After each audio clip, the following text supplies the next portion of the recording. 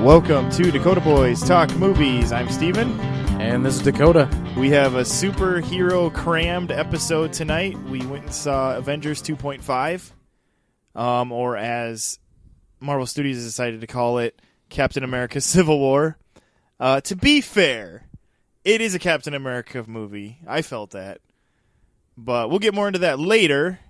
But first, we just go over a few things we noticed in the news that's big, semi-big, something to take notice of. One being that there were a few names up in the air for Han Solo, and they picked a Han Solo now. Yeah, I was kind of curious how they were going to do this because there was a lot of talk about how, well, is it going to be Han when he was a boy? Was it Han when he was a teenager? It's going to be Han when he's in his 20s. And they picked a guy who's how old? Oh, geez.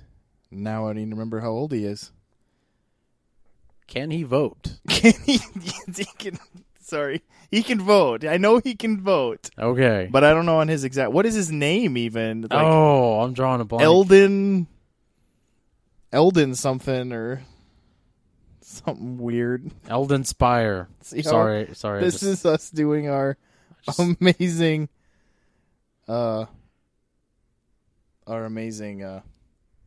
research here. But and another thing they cast while we're figuring that out is they picked. There was a lot of talk on who would play Lara Croft. In fact, Daisy Ridley, who just became famous for Force Awakens, was up in the runnings and was supposedly really close, but they ended up going with another up-and-comer who's probably got a little bit of a lead even on Daisy Ridley just because she's got a few more credits under her belt, Alicia Vikander. So I'm going to say her name. It might be Vikander or it might be Vikander, but either way, she's going to be the new Lara Croft. And she kind of got... Well, I know she was in like some period piece.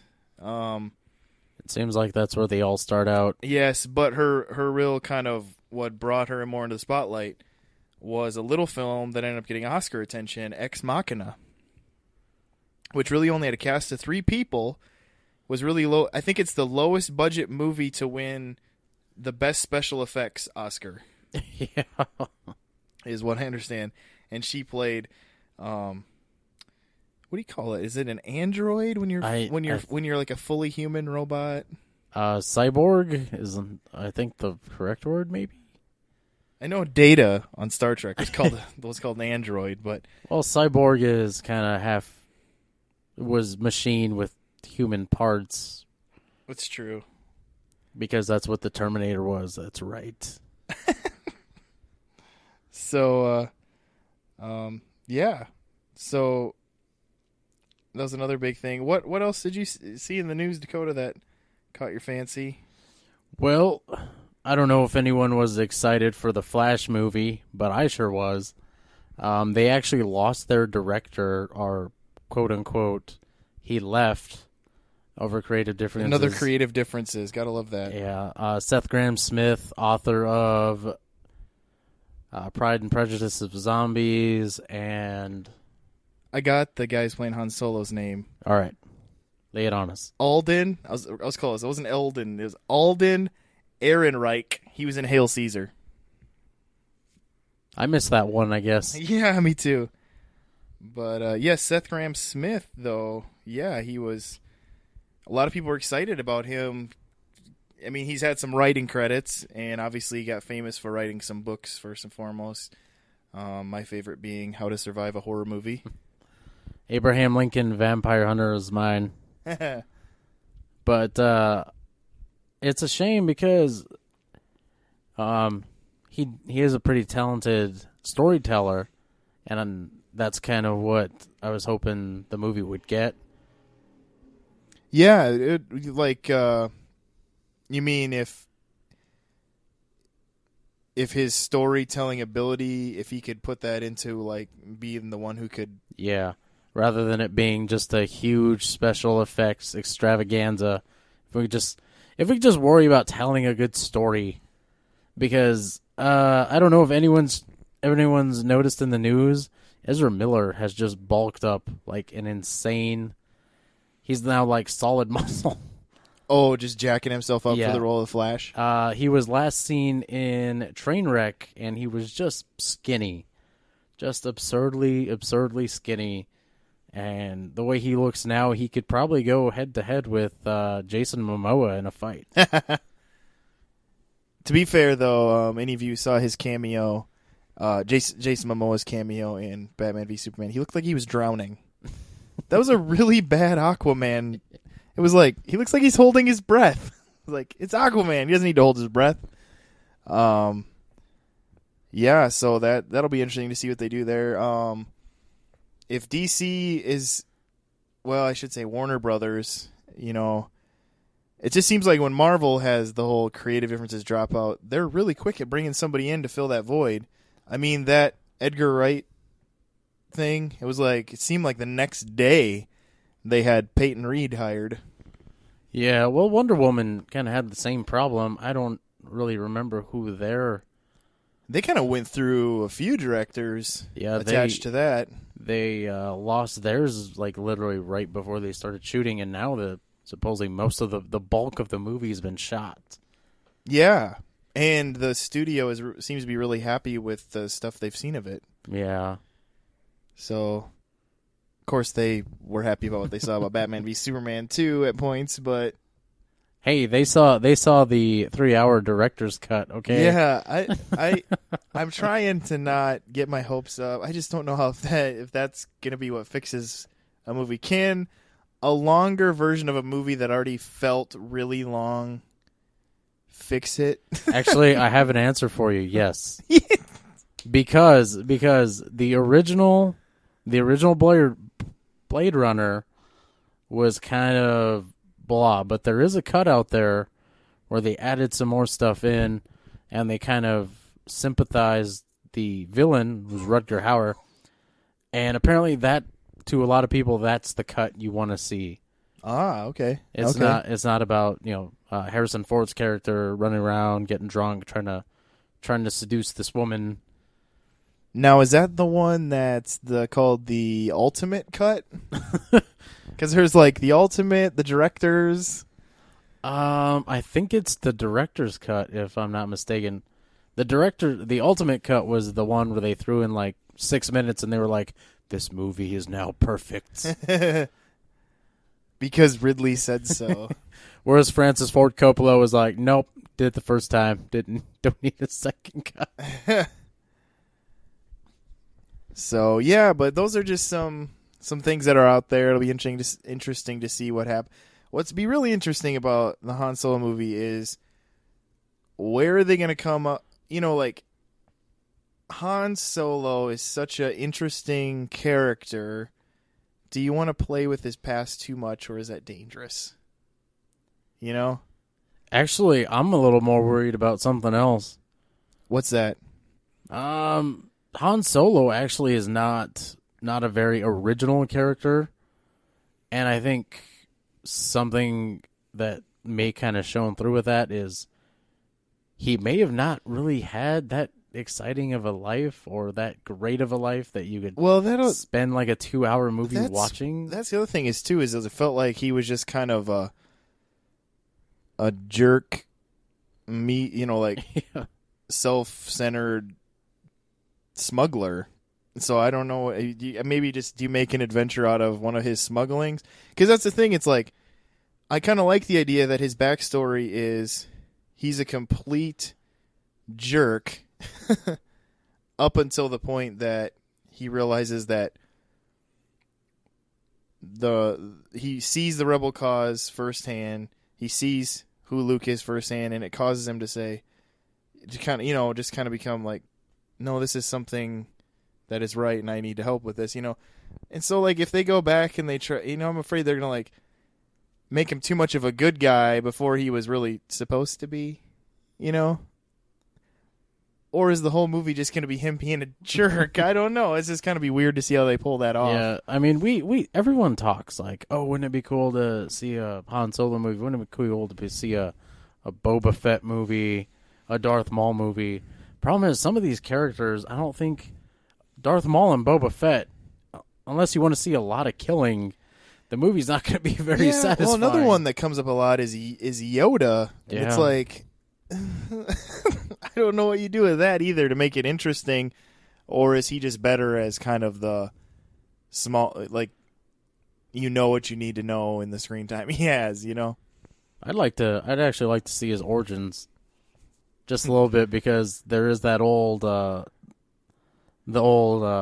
from Frank Oz where he actually did come out and say that he was kind of a combination of Kermit and Miss Piggy. So wouldn't that be great if they just had two species of animals just like combine, mate, and then bam, that was their child? I am officially uncomfortable. And on that note, let's go into our review of Captain America: Civil War.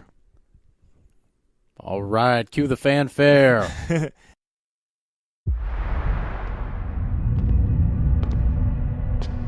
Buck, do you remember me? Your mom's name was Sarah. You used to wear newspapers in your shoes. You're a wanted man. I don't do that anymore. Well, the people who think you did are coming right now. And they're not planning on taking you alive.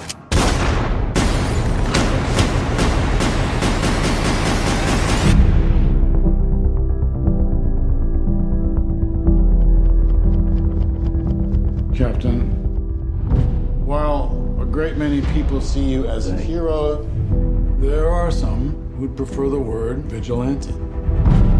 You've operated with unlimited power and no supervision. That's something the world can no longer tolerate. I know how much Bucky means to you. Stay out of this one. Please. You'll only make this worse. You saying you'll arrest me? There will be consequences. Captain, You seem a little defensive. well, it's been a long day. If we can't accept limitations, we're no better than bad guys. That's not the way I see it. Sometimes I want to punch you in your perfect teeth. This was probably one. Well, I mean, granted, this is the first weekend of what is considered the summer movie season, but it was probably nearly number one on a lot of lists for most anticipated summer movie for the most part. A lot of people were looking forward to this just because of the fact that it is a Captain America movie, and yet Robert Downey Jr. was going to be a part of it. You know, that was the big thing. Like, oh my gosh, Robert Downey Jr. is going to be a part of it. It's going to be, and then along the way, they just kept saying, now this person and now this person, all the way to a point where it was going to be introducing Black Panther, and everybody's like, oh yeah, Black Panther, and then they're like, and the new Spider-Man, and people are like, the new Spider-Man. And then some people were angry about that. Another Spider-Man. It's like, well, yes. You know what is kind of a shame? I don't know if it would have made the movie better, but I thought it would have been kind of a nod to the TV shows. But to, I don't know, just kind of have a reference to Daredevil or maybe Jessica Jones or Yes. or Power Man, also known as Luke Cage. Luke Cage, yeah. Yeah, let's just get that out of the way right now. It's not really a spoiler or anything, but there isn't any reference to the Netflix TV shows at all. And yeah, I don't know. I mean, I get that, and I think some of it is that they're local heroes, you know.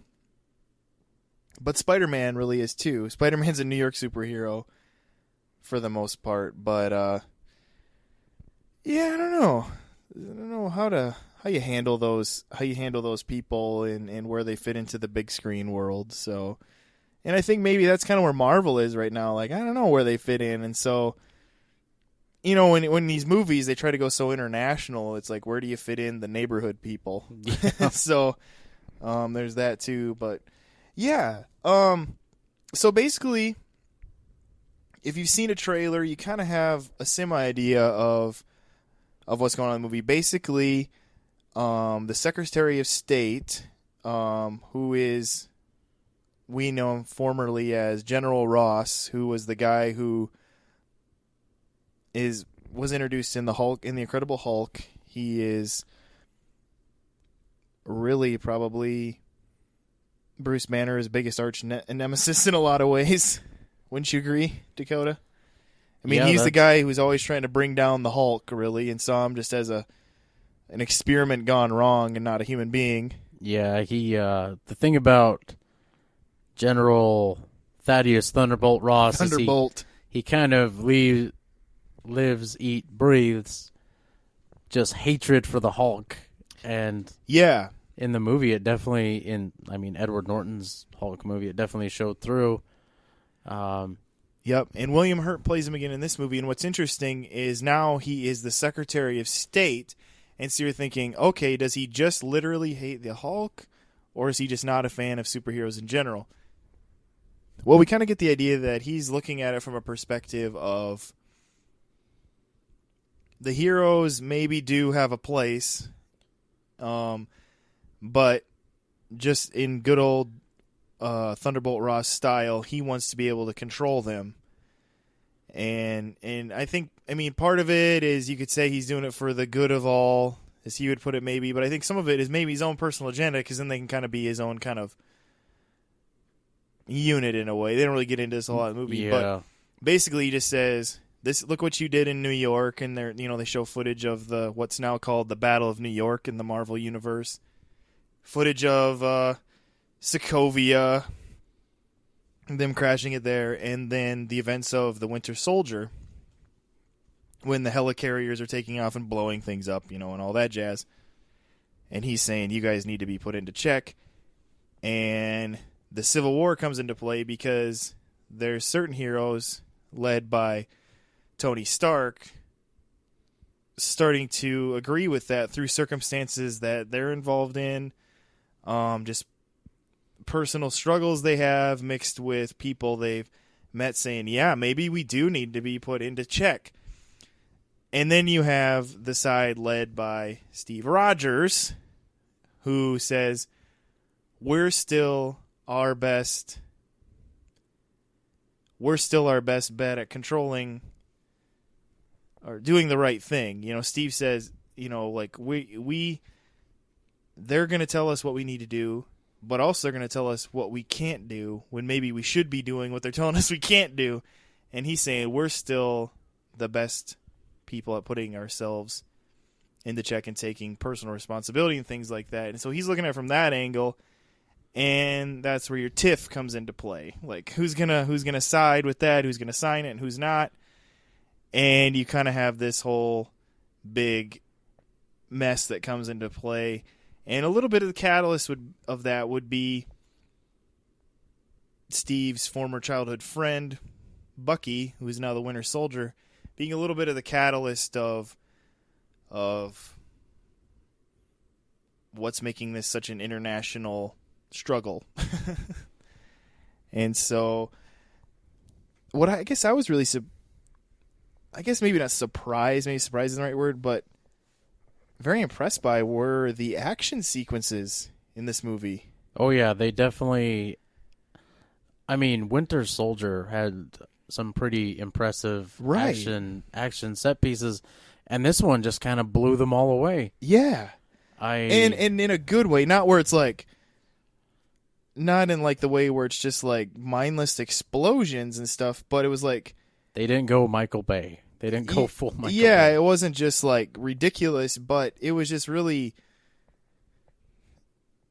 intense in certain ways. You still understood what was going on, and we're looking at just how the characters work together.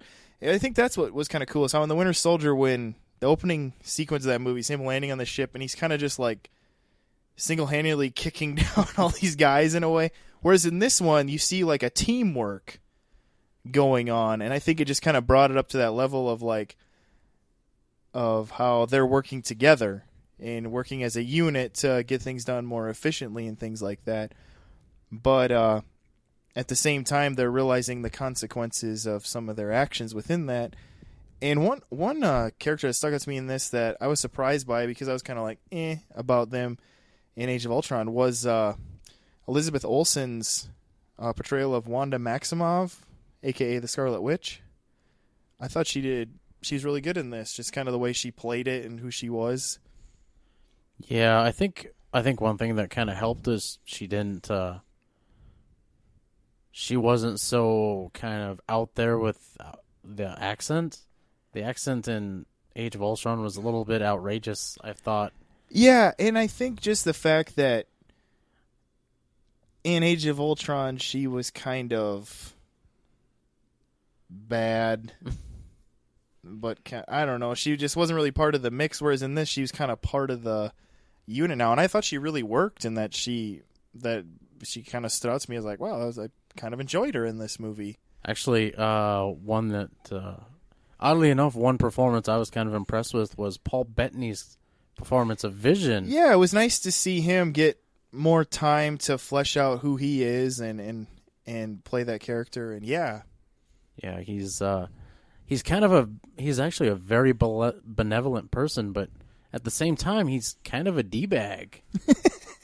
Well, it's the struggle of anyone who doesn't have really any emotions and is always thinking of things in very mathematical, logical terms. It's kind of like Spock, where he's lovable, but at the same time, you are on Bones' side and just want to punch Spock in his pointy ears.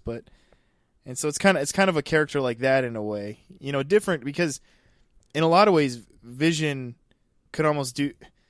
Spock never did like a wink and a smirk when he said things, whereas with Vision, there was a little more of that there, to where he kind of could understand how to be human. But yeah, and the other person who got more screen time, and I really enjoyed it, would be Sebastian Stan playing Bucky Barnes, or the Winter Soldier. I liked him a lot in this. Yeah, in a way, he's kind of the heart and soul of the movie. He really, I think that was the thing is like, Captain America has a tendency to be the heart and soul of any movie he's in. Yeah. Avengers, his own. And you kind of saw that switch a little, and maybe it's because of Bucky being, like I said, a little bit of the catalyst of the story. His storyline of who he is kind of being the thread that held it all together. But I don't know. He played it well, and you liked it, and it was believable, and he was good. I think one thing that kind of helped in this movie is he's the only one that doesn't really have an agenda in this. He's just trying to survive. Yeah, he's just kind of in survivalist mode. And not like living in the woods, in a shack, making bombs. His mindset is survivalist. But he's just living in a city, just trying to blend in, just trying to kind of live. And, of course, he remembers all the horrible things he's done. Yeah, it's kind of like he's learning how to be human again, really, and not just an automaton, emotionless assassin. But yeah, and that was the thing. I mean, Anthony Mackie, of course, was in this playing Falcon, which he play. I love the way he plays Falcon. It reminds me a lot, if any of you have watched the Avengers animated shows that Disney XD has done, where Falcon just seems like the guy who's like, "This is so cool, I'm an Avenger," and Anthony Mackie kind of plays it that way. Like, I just love being I just love being a part of this guy. In a way, he's kind of like Steve Rogers' sidekick in a way. Yeah, but at the same time, they're still best friends. Yeah, he's like more than a sidekick, but because there's that line that was in the trailer. People who shoot at you tend to shoot at me too. Yeah, and he's kind of just, he doesn't really agree with this whole Sokovia Accord thing, and then Rogers kind of decides to oppose it, and that's all he needs. That's all he needs to take up arms against this whole thing and just say it's wrong and they shouldn't do it.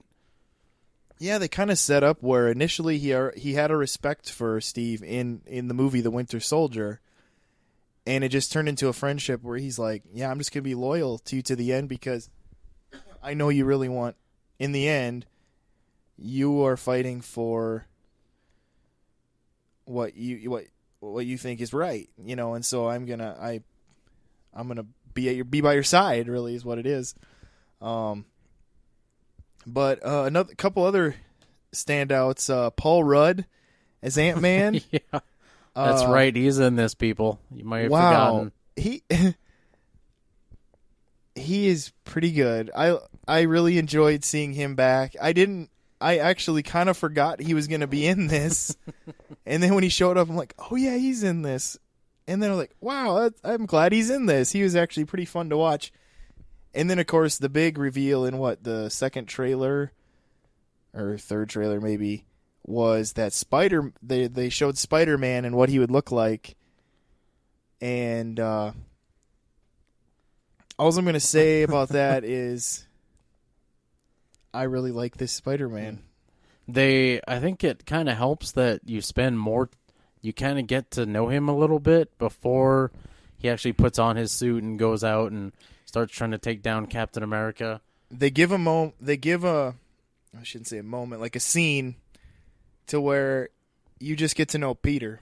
Yeah. And I agree. I think that really helped a lot.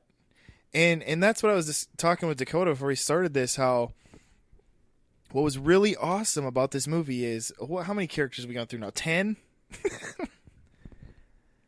I don't know. There's like all these superheroes in this movie, and yet you know what each of their reasons and intentions are in nearly every moment of the movie, and you don't feel like you're jumping all over the place, but they each get the time they need where you know their mindset, you understand their reasonings for why they're doing this, and that's hard because in this movie, you're introduced to T'Challa, aka the Black Panther, and this isn't his movie, and yet you understand who he is, why he is what he is, and why he's doing what he's doing.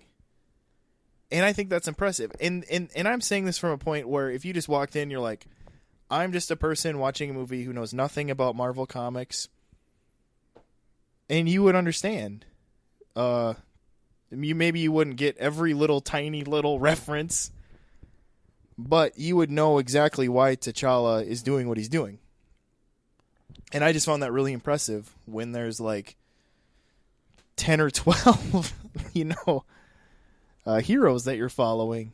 So, because you got Hawkeye showing up, and it's like... Yeah, I actually thought he wasn't going to be in this. I guess I completely forgot. I forgot about Ant-Man. Was he even in any of the trailers at all? I don't know. Maybe he was on one of the staring at each other's faces posters or something. I don't remember. But one thing that can kind of go wrong with these kind of big budget spectacle movies is sometimes, they're kind of running these movies through the mill in a sense because, they got to build the next thing. And like there's a few scenes in Age of Ultron where you notice like where the special effects were just terrible. I didn't feel that with this one. Did you notice? No, I thought the chase scene in the tunnel I thought was actually done pretty well, and I was kind of surprised because I'm assuming it was all CGI. I mean, getting two men to actually run at the same pace as cars isn't actually possible. Yeah. Especially when the cars aren't traveling slow. Unless they had them on like wires or something. I don't know.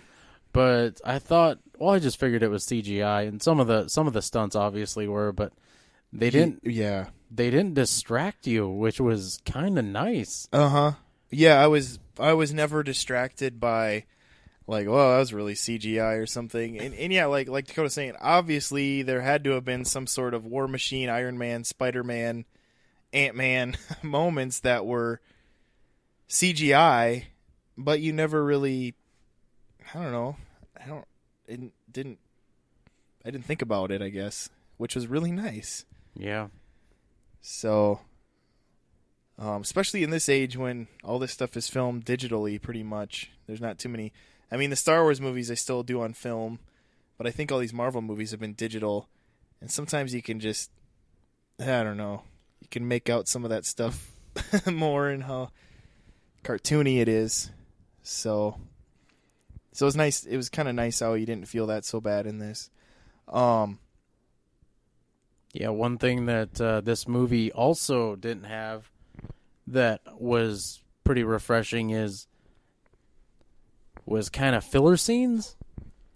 Yeah, I mean, and even the scenes you could call filler scenes, because Avengers: Age of Ultron, you watch it and it's great. You watch it the second time, you kind of pick up a couple things. By the third time, you're like, maybe this part of the movie doesn't quite need to be in the story. Yeah, and then that kind of course, is gonna take away from the movie a little bit because it make it seem like it's dragging. It's kind of gonna make you just aware of how long the movie is. Whereas in this one, I don't think there is anything where it's like, okay, can they just hurry up and quit talking so we could get to the next scene?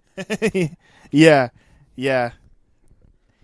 Because even like the scenes you could consider filler, in a sense, were scenes that were used to strengthen that character's motivations or give substance to a relationship that's in the movie. Yeah. And so, another character we haven't really talked about was Agent 13. Is that what she's called in Winter Soldier? Yeah. Everybody kind of knew she was Sharon Carter in the Winter Soldier. I mean, I think she's even billed as that, wasn't she? Yeah. She. It didn't help that the actress kind of just assumed that's who she was playing going into it, even though she wasn't. She was just given, because how Marvel does this, they only give the actors parts of the script that concerns their character. They don't give them the whole script. Right, I forgot how they did that. Yeah, so she just went into it thinking, okay, I must be Sharon Carter, who is, of course, the niece of Peggy Carter. Yeah, I think originally in the comics, wasn't she like the daughter? I think granddaughter. Or granddaughter. Yeah. And now she's a niece, but... Yeah, and so Steve finds that out in this one, but it's like, well, we kind of already all knew that. It just... Captain America didn't, I guess. Yeah. And so she has obviously a bigger part in this than not just the fake nurse next door. And I don't know, she's fine. I mean, she does a good job. I don't mind her in that role, because sometimes you have like that role where it's not huge, and maybe they're kind of there just to be the pretty girl, and it can be kind of annoying or obligatory or something. And she didn't feel that way. She felt purposeful and useful. That's kind of how I felt with Maria Hill. I felt her scenes in Avengers and the Winter Soldier were kind of just... It's like she was there, but she was kind of inflating the movie needlessly. Right. I think she used fan service. Because everybody just... For some reason, Maria Hill has a fan base. The comic book people. Oddly enough, as I recall, I think her character in the comics, the Civil War storyline, was like kind of her big moment, because Nick Fury is gone. She kind of assumes the head of S.H.I.E.L.D. That's right, yeah. And she's the one that actually orders the troops to go after Rogers, and then there's a huge fight scene where he takes them all down. But, I was kind of surprised she wasn't in this. I guess even they decided they had kind of inflated the cast a little too much. Yeah. Yep. But overall, did you feel there were any missteps as far as story, Dakota? Like something you were like I don't get quite how that works, or yeah, it's the guy they have for I'm not even gonna call him Baron Zemo. They don't even really. I mean, he's not that. He's they call him. His name is Helmet Zero. Was he a colonel? Yeah, he was kind of a black ops guy, and somehow he was. I'm still not quite sure after seeing this movie what Sokovia was. Maybe it was like a state that was also a country, or a city that was also a country. One of those things. Because they say he was in the Sokovia military, and I'm not really sure of many cities having armies. But, yeah, I felt he was kind of... His plan just kind of seemed a little way too intricate for it to actually kind of work. Yeah, we won't go into it too much just because... I did think, but, on yeah, the flip side of that coin, though, the actor who played him, I can't remember his last... Daniel Bruhl. Yeah, he was in Glorious Bastards, and I actually thought he did a good job here, but once again, I didn't think he was... I didn't think he was that great. Well, it was kind of like when they got Thomas Kretschmann to be in Age of Ultron, and I was like, "Oh, cool! He's gonna be, von Strucker and stuff." And then why did he even take this role? It's like you had an after credit scene. There was an after credit scene where it showed the twins, and he was in that for which movie was that? Winter Soldier. Yeah. And then he was in Age of Ultron for like 8 minutes or something. It's just kind of like, why? why did they get such a cool guy to play such a cool villain and then barely use him? And I don't know. But Age of Ultron, there's just a lot going on in that movie. Yeah, it's kind of crazy. We did bring this up, but it was almost a year ago when that movie came out. Yeah, more or less, basically. Exactly. And I remember first time I saw it, it was actually pretty exhilarating. Now when you look back on it, you kind of have all these, I don't want to say flaws about the movie, but it hasn't held up to what you first thought it was when you first saw it. Yeah, I still like Age of Ultron. I thought it had a lot of good positive elements about it, but even right away I remember thinking like that could have been better. And that's what was kind of refreshing about this movie is that it was like, wow, that that's pretty tight. They made it all work, even though it was totally different than for you purists out there with the comic book. I mean, it's nothing like the comic book, but I think you obviously hopefully have in your head that it couldn't be just because of characters and things like that. It would have been hard to do it just like the comic, but it was like what they did in this movie was pretty tight. And it's interesting, this screenwriting team of Christopher Marcus and Stephen McFeely, I think is how you say his last name. They've been the writers of all the Captain America movies, and then I think Thor Ragnarok. And they've been a pretty significant screenwriting team in terms of furthering this Marvel universe. And what's funny is before they were doing, they had done a good job is what I'm getting at. But before this, they did like the Narnia movies for Disney, which were okay, things like that. But I don't know. They've done a really good job at just kind of furthering this universe and making it work and getting you actually attached to the characters. But what would you say in this movie? Who was the biggest standout performance to you out of this whole movie?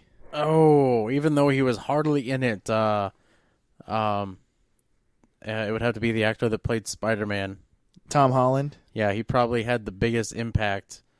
And it wasn't because I was sitting there nerding out. I thought his kind of scenes had more of an impact. And plus, watching him try to take on Captain America was probably one of the coolest fights I've ever seen. Yeah. Technically, he tries to fight pretty much everyone on Captain America's side, I think, at some point in time. But he's just jumping around like a crazy person. Yeah. Yeah. That's definitely the easy answer because it's the right answer in a lot of ways. He just nailed it. It makes you really excited for where they're going to go with Spider-Man. And Aunt May shows up in this movie. Yeah. And then the news broke that Robert Downey Jr. has agreed to be in Spider-Man, and it just kind of gets me excited about that. Now seeing their chemistry here, and just nailed it. But another one I was again, I just go back to Sebastian Stan at playing Bucky. I liked his progression as a character, where he was kind of the main person in Winter Soldier in a lot of ways that they're going after, but he just didn't have a whole lot to do, really. And it was just kind of cool to see his character progress now in this one. And I was really impressed by Robert Downey Jr. too. I really feel like he's taken Tony Stark full circle.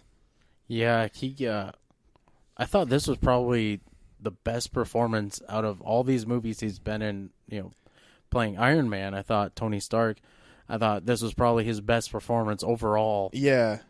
You maybe you don't think this is the best Iron Man movie. Yeah. But it's definitely, I would agree, probably his best performance, just because of the things he goes through in this movie and has to think about, and just like I said, he just kind of brings that character full circle to where Tony Stark started to where he is now, and just has a really cool emotional level to it. And I'm just going to throw this out there. He has a small scene with Alfre Woodward, and it was actually pretty emotional. It's a pretty powerful 5-minute scene. The way you can see, because I was like, why Alfre Woodward? Why is she doing this role? I know now. They wanted a real actress for that moment, and they that one little scene kind of, for a brief moment, this wasn't just a comic book movie. It was just like kind of just one of those. I don't know if there you can really compare this to anything in the past, but it kind of rose it above to like an epic drama or something like that. But yeah, and that's what the main thing I loved about this movie is their balance between, that they have this balance, and that it worked, was how 1 minute you could be chuckling, and then a few scenes later be really invested in what's going to go on between these characters. And I just found that really refreshing in a lot of ways, just because it's something that I think a lot of movies need to learn how to do. And I mean, there's certain movies where they're just going to be more drama, and that's fine. We need those too. But like movies like this, you got to have that little shot of fun in it, because it's like, for goodness sakes, you're a big tentpole blockbuster. Have some fun with it. It was just nice to have that. It was nice to have where you could have these fun moments and but still be very invested in the story and what they're going through. And my goodness, again, just impressed at how everyone got time to shine. It was pretty cool. And so, it's just, whatever you think about the Russo brothers, these past couple Captain America movies they've done, especially now, I don't know about you, Dakota, but I feel like this one really cemented where I feel better about them taking on an actual Avengers movie, because it's like, if they were able to juggle these characters so well in this movie, where everyone felt like they had their time, maybe they could do it. Yeah. I'm actually, I can't believe I'm saying this, because I'm not like that huge into these movies. But this one definitely, and I know it gets said a lot every time, like when the Winter Soldier came out, everyone was like, this completely raised the bar for all Disney's Marvel movies. Problem is, like, when Thor the Dark World came out, you had these say the same things when really that wasn't true. Or when Iron Man 3 came out, that especially wasn't true. Mm-hmm. But this one definitely like brought it into like a whole another level, and I'm just like totally cliche right now, but it's definitely true in this case. And the movie was just, I really don't have anything bad to say about this. It was just complete solid movie. It was fun. It was emotional, impactful, and yeah, I can't wait to see what they got next for us. Yeah, and for as brief as Spider-Man was in it, my goodness, I feel like he's already iconic in a lot of ways, just with how he played it. You know, I'm kind of sorry. I don't mean to interrupt. No, it's fine. One thing I think definitely helped was him bringing Spider-Man back and having him be a kid, like this guy who just kind of entered the game, who kind of has this really kind of pure outlook on what he's doing. It's not like Robert Downey Jr. where you got the booze, right? Kind of that cynicism, or with Captain America where you've seen your friends die, everyone you know is dead, and you're kind of just he's literally a kid, and you remember that and everything he does, and even at one point he goes, "I don't think I can do that. I got homework." You know what I mean? It's just like, it's like. They understand Spider-Man, and it's good. And part of it is that they should understand Spider-Man. They are Marvel, and so that was just nice to see. So I think with that though, let's go to the final thoughts here, and just what do you grade this movie then, Dakota? We giving it a letter grade? What do you want to do? Letter grade? I guess. There you go. It's been a while since grade. we gave a letter grade. I'm gonna give this one an A-. I'm going that high up. All right. Yeah, I think that's pretty much where I was landing too, because it's not a perfect movie, obviously. I mean, it's pretty hard to have a completely perfect movie. But it was, like Dakota said, it was fun. It had the emotions. It had great performances. Everybody just seemed invested in what they were doing and cared about what they were doing. And I'd have to agree. I think give it an A- because my feelings right now, it isn't a B movie. Oh no, or below, and so it's. A- feels about right, and I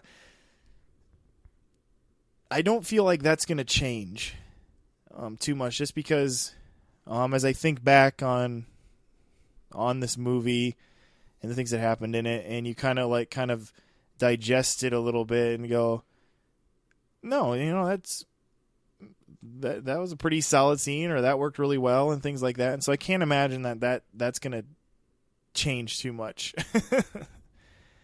So, but I think with that, we'll wrap this episode up. We encourage you, to go see this movie in theaters. It was fun to see it on the big screen. It was a lot of fun, actually, to see it on the big screen, just for the the big spectacle sequences, especially. But as far as just some housework on our side here, subscribe to us. Please, we're on YouTube, iTunes, those type of places. It's the best way for you to keep up on when our new episodes come up. And so please do that. Also, you can like us and follow us on the Facebook and the Twitterverse, places like that. We're there. And so that's also just great for us in knowing that you're there. And so we hope you'll do that, even if you're like, I don't know if I'll ever go to their page or whatever, but it just lets us know that you're listening, and we can kind of get that much feedback. But on that note, if you want to leave us actual feedback, we're all up for that. And even if it's like things you'd like us to do on the show and you're afraid we're going to take it maybe in a negative way, we're big boys. We take negative things in a way where it's like, okay, yeah, maybe that's something we can work on or something we can do in the show. And so we do encourage that type of thing, and we're not, we're from a different generation. We're not these new kids. We're not offended by everything. So and so so please do that too. But I think with that we'll close out the show. So this is Steven. And this is Dakota. Have a great night.